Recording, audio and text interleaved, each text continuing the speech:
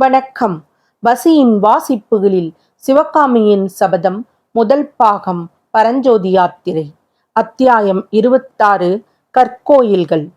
கடல்மல்லை தீவின் தென்பகுதியில் விஸ்தாரமான வெட்டவெளி பிரதேசத்தில் வரிசையாக 5 சிறு குன்றுகள் நின்றன. அவற்றில் 3 குன்றுகளில் நூற்றுக்கணக்கான சிற்பிகள் வேலை செய்து கொண்டிருந்தார்கள். ஒவ்வொரு குன்றையும் குடைந்து கோவில் வடிவமாக அமைத்துக் கொண்டிருந்தார்கள். ஒரு கோயிலில் முன்மண்டபத்தில் தூண்கள் வேலையாகி கொண்டிருந்தன. இன்னொரு கோவிலில் மேல் விமான வேலை நடந்து கொண்டிருந்தது. 3வது குன்றை அப்பொழுது தான் குடைய ஆரம்பித்திருந்தார்கள். சிற்பிகளும் பணியாட்களும் தங்குவதற்கான சிறு கொட்டகைகள் நெடுகிலும் காணப்பட்டன. ஆயனாரின் ஆரண்ய வீட்டை சுற்றி நாம் பார்த்தது போன்ற நெடுந்துயர்ந்த மரங்களோ அடர்ந்த செடி கொடிகளோ அந்த பிரதேசத்தில் காணப்படவில்லை. வடக்கே வெகு தூரம் மணற்பாங்காயிருந்தது. அதற்கப்பால் கடல் அலைகள் வெண்ணுரையுடன் அவ்வப்பொழுது மேலெழும் காட்சி தோன்றியது. தெற்கிலும் மேற்கிலும் சிறு சிறு பாறைகளும் அவற்றை விட குட்டையான புதர்களும் வெகு தூரத்திற்கு காணப்பட்டன. ஆனால் வடக்கேயும் வடமேற்கேயும் பார்த்தால் முற்றும் மாறான காட்சி தென்பட்டது.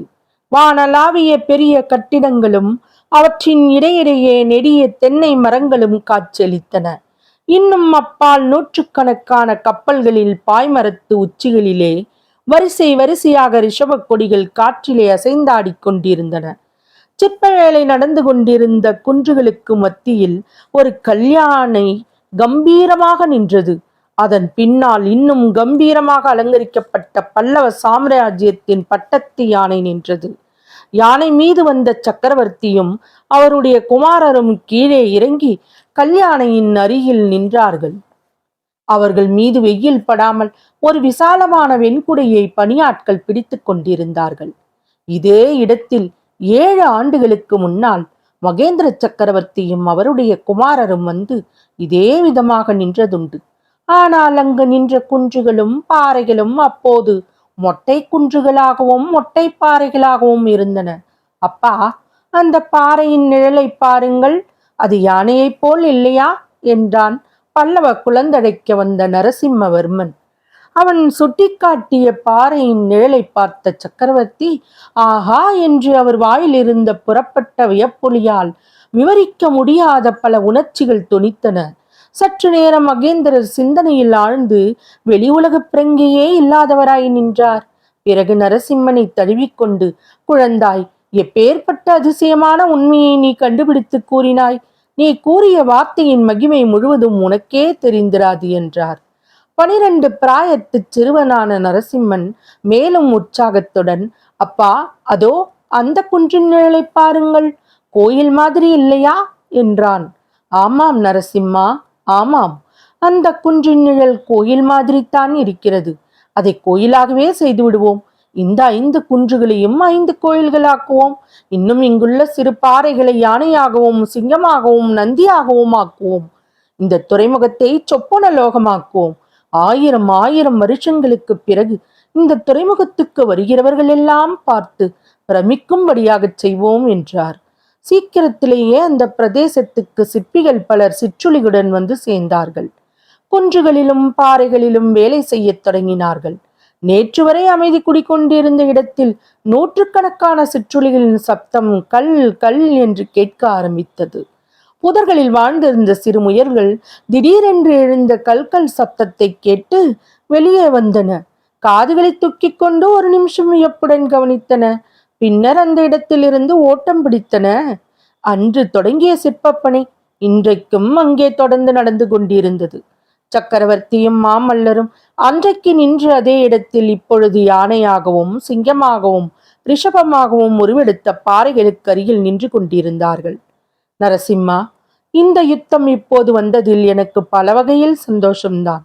ஆனால் இந்த கற்கோயில்களின் வேலை ஒருவேளை தடைபட்டு விடுமோ, என் காலத்தில் இந்த திருப்பணி பூர்த்தியாகாமல் போகுமோ என்று மட்டும் கவலையாக இருக்கிறது. வடக்கே கன்னியாகுப்தத்தில் ஹர்ஷவர்த்தனர் வருஷந்தோறும் நடத்தும் உற்சவத்தை பற்றி தெரியுமல்லவா நரசிம்மா? தெரியும் அப்பா. சிவபெருமானுக்கும் சூரிய நாராயண மூர்த்திக்கும் புத்தர் பெருமானுக்கும் அவர் 3 கோயில்கள் எடுத்திருக்கிறார். அந்த 3 கோயில்களிலும் வருஷந்தோறும் உற்சவம் நடத்துகிறார். 3 மதத்தை சேர்ந்த பிரஜைகளும் வந்து ஒரே சமயத்தில் உற்சவம் கொண்டாடுகிறீர்கள் என்று கேள்விப்பட்டிருக்கிறேன். மாமல்லா, ஹர்ஷவர்த்தனர் இந்த பல்லவ சாம்ராஜ்யத்தை காட்டிலும் எவ்வளோ பெரிய சாம்ராஜ்யத்தை ஆளுகிறார். அவருடைய செல்வமோ நம்முடையதை விட பன்மடங்கு அதிகமானது. அவருடைய புகழ் இன்றைக்கு உலகமெல்லாம் பரவி இருக்கிறது. ஆனால் என்னுடைய உத்தேசம் மட்டும் நிறைவேறுமானால் ஹர்ஷர் மட்டுமல்ல, இந்த பாரத வருஷத்திலே இதுவரையில் எந்த அரசரும் சக்கரவர்த்தியும் அடையாத கீர்த்தியை பல்லவ குலம் அடையும். ஹர்ஷர் நிர்மாணித்திருக்கும் கோயில்கள் செங்கல்லினாலும் மரத்தினாலும் ஆனவை. 100 வருஷத்தில் அவை சிதைந்து மறைந்து போய்விடும். ஆனால் இந்த கற்கோயில்களுக்கு அழிவென்பதே கிடையாதல்லவா? இக்கோயில்களில் எந்த தெய்வங்களை எழுந்தருளச் செய்யப் போகிறீர்கள் அப்பா? சிவபெருமான், பார்வதி தேவி, விநாயகர், சுப்பிரமணியர், சண்டிகேஸ்வரர் ஆகிய பஞ்சமூர்த்திகளுக்காகத்தான் இந்த கோயில்களும் அல்லவா? இல்லை நரசிம்மா, ஹர்ஷவர்த்தனரை காட்டிலும் அதிகமாக ஒரு காரியம் செய்ய போகிறேன். இந்த தமிழகத்தில் பரவியுள்ள 4 பெரிய சமயங்களுக்கும் 4 கோயில்களை அர்ப்பணம் செய்ய போகிறேன். ஒரு கோயிலில் சிவபெருமானும் பார்வதி தேவியும் வீற்றிருப்பார்கள். 2வது கோயிலில் திருமாலும் திருமகளும் குடிகொள்ளுவார்கள். 3வது கோயிலை புத்தர் பெருமானின் பெரிய விக்கிரகம் அலங்கரிக்கும். 4வது கோயிலில் சமண சமயத்தை ஸ்தாபித்த வர்த்தமான மகாவீரர் எழுந்தருள்வார். ஆ என்று பெரும் வியப்புடனும் பெருமிதத்துடனும் மாமல்லர் கூறினார். ஆம் நரசிம்மா, உண்மையில் நான் சமண சமயத்தில் இருந்து விலகி சைவத்தை தழுவியதே நமது ராஜ்யத்தில் இத்தகைய சமய சமரசத்தை நிலைநாட்டுவதற்காகத்தான். சைவ சமயமானது மற்ற சமயங்களையும் சம உணர்வுடன் கருதி போற்ற இடம் தருகிறது. மற்ற சமயங்களோ அவ்விதம் இடம் கொடுப்பதில்லை. இதை முன்னிட்டே சைவத்தை மேற்கொண்டேன். நமது சாம்ராஜ்யத்தில் உள்ள 4 பெரிய சமயங்களுக்கும் சமமான கௌரவம் கொடுத்து போற்ற எண்ணினேன். இதையெல்லாம் வெளியிடுவதற்கு என்மேல் புத்தர்களும் சமணர்களும் கொண்டுள்ள கோபம் தனியும் காலத்தை எதிர்நோக்கி கொண்டிருந்தேன். அதற்குள்ளே சமண முனிவர்கள் அவசரப்பட்டு எல்லா காரியத்தையும் கெடுத்து விட்டார்கள். சமண முனிவர்கள் கெடுத்து விட்டார்களா? ஆமாம், அவர்களால் வந்ததுதான் இந்த யுத்தம். சமண காஞ்சியிலிருந்து 4 புறப்பட்டு சென்ற சமண முனிவர்கள் சும்மா இருந்து விடவில்லை. நம் நெடுநாளைய சிநேகிதர்களை கூட நம் விரோதிகளாக்கி விட்டார்கள். இந்த கங்கை பாடி துர்விநீதனுடைய தந்தைக்கு முடிச்சூட்டியது யார் தெரியுமா? உன் பாட்டனார் சிம்ம விஷ்ணு மகாராஜா தான்.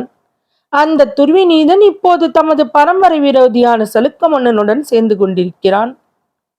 புலிகேசியின் படை வீட்டில் ஜைன மகாகவி ரவி கீர்த்தியும் துர்விநீதனுடைய குரு பூஜ்யபாதரும் இருக்கிறார்களாம். சைனியத்துடன் சேர்ந்து அவர்களும் வந்து கொண்டிருக்கிறார்களாம். உலக பற்றற்ற முனிவர்கள், அதிலும் கொல்லாமை விரதம் கொண்ட சமண குருக்கள் போர்க்களத்துக்கு வருவது என்றால் ஆகா, அவர்களுக்கு என் மேல் எவ்வளவு துவேஷம் ஏற்பட்டிருக்க வேண்டும். அதை பற்றி என்ன கவலை அப்பா? சமண முனிவர்கள், புத்த பிச்சுக்கள் எல்லோரும் நம் விரோதிகளுடன் சேரட்டும். திரிநேத்திரதாரியான சிவபெருமான் அருளாலும் சக்கராதாயத்தை ஏந்திய திருமாலின் கிருபையினாலும் நாம் வெற்றி கொள்ளுவோம். வெற்றி தோல்வியை பற்றி நான் அவ்வளவாக கவலைப்படவில்லை. என்னுடைய நோக்கத்துக்கு இடையூறு நேர்ந்துவிடக் கூடாதே என்று தான் வருத்தப்படுகிறேன் என்று சக்கரவர்த்தி கூறிய போது அவருடைய குரலில் துயரம் தொனித்தது. மாமல்லர் சற்று மௌனமாக இருந்துவிட்டு, 5வது கோயில் எந்த தெய்வத்துக்கு அர்ப்பணம் செய்ய எண்ணியிருந்தீர்கள் அப்பா என்று கேட்டார். மேலை நாடுகளில் சில காலமாக புதியதாக ஒரு மதம் ஸ்தாபனமாகியிருக்கிறதாம். அதை ஸ்தாபித்த அவதார புருஷரின் பெயர் இயேசு கிறிஸ்து என்று சொல்லுகிறார்கள். அந்த புதிய மதத்தை பற்றிய விவரங்கள் இன்னும் எனக்கு தெரியவில்லை. தெரிந்தவுடனே அந்த புதிய மதத்தின் தெய்வம் எதுவோ அதை அந்த 5வது கோயிலில் எழுந்தருளச் செய்ய எண்ணியிருந்தேன். ஆனால் அதெல்லாம் பகற்கணக்காகவே போய்விடும் போலிருக்கிறதே. மகேந்திரரின் யோசனையை கேட்டு பிரமித்த மாமல்லர், ஏன் பகற்கனவாக போக வேண்டும்? யுத்தத்தினால் இந்த சிற்பப்பணி ஏன் தடைபட வேண்டும் என்று கேட்டார். தடைபடாமல் இருக்க வேண்டும் என்பதுதான் என் ஆசை. யுத்தம் முடிவதற்குள்ளே இந்த 5 கோயில்களும் பூர்த்தியாக வேண்டும் என்று விரும்புகிறேன். அதற்காகவே ஆயனாரை இன்றைக்கு இங்கே வரச் சொல்லியிருக்கிறேன். அவர் நடுக்காட்டில் போய் உட்கார்ந்திருப்பதால் வேலை நிதானமாக நடக்கிறது. அவரை இங்கேயே தங்கி வேலையை துரிதமாக முடுக்கும்படி சொல்லப் போகிறேன்.